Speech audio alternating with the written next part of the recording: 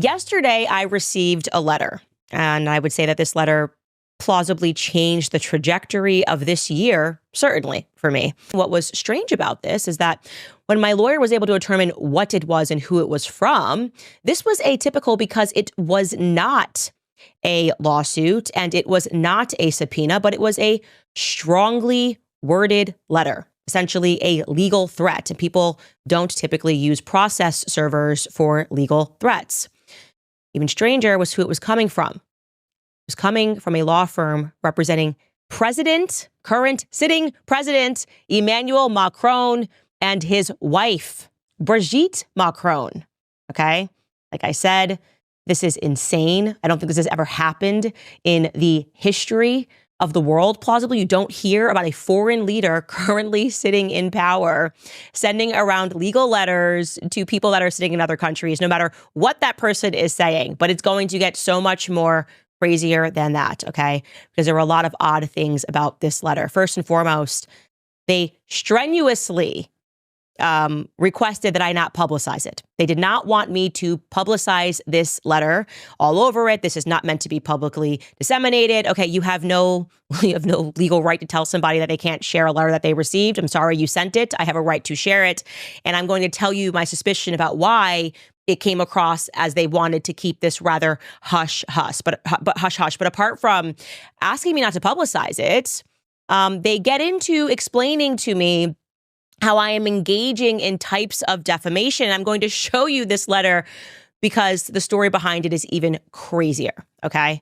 So first and foremost, they are addressing statements, the bulk of this letter is addressing statements that I made last March. You're probably wondering in your head, why would they send this letter, which was addressed on December 3rd? That part is even crazier. But aside from telling me not to publicize it, they tell me right at the top that it's really none of my business whether or not Brigitte Macron is a man or a woman. Like, she doesn't have to answer that question. Here's what it said. I'm going to read you this verbatim. It said, this disinformation campaign is almost entirely based on a negative. Mrs. Macron has not provided definitive proof that she is a woman. Therefore, she must be a man. Not only is this an inherently unreliable basis for a claim, but also, and this is in bold, Mrs. Macron does not owe you proof that she is and always has been a woman, because frankly, it is none of your business. It is arrogant, self-centered, and truly offensive to believe that you are owed evidence of another's sex, gender identity, or sexual orientation. And additionally, it is defamatory to call someone a liar when they rightfully choose not to give in to your demands. Then it says, make no mistake, there is no shame in being LGBTQ+, but your accusations go beyond that. Okay. So right at the top there, again, what I've said to you that always struck me as odd about this story is this has been going on for approximately 10 years, okay?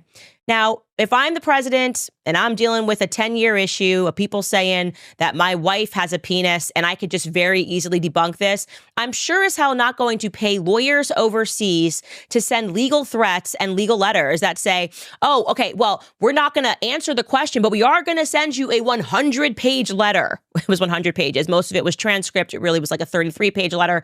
Most of it was transcript again. But the point being is that's a lot of effort for something that can be so easily debunked. So easily debunked.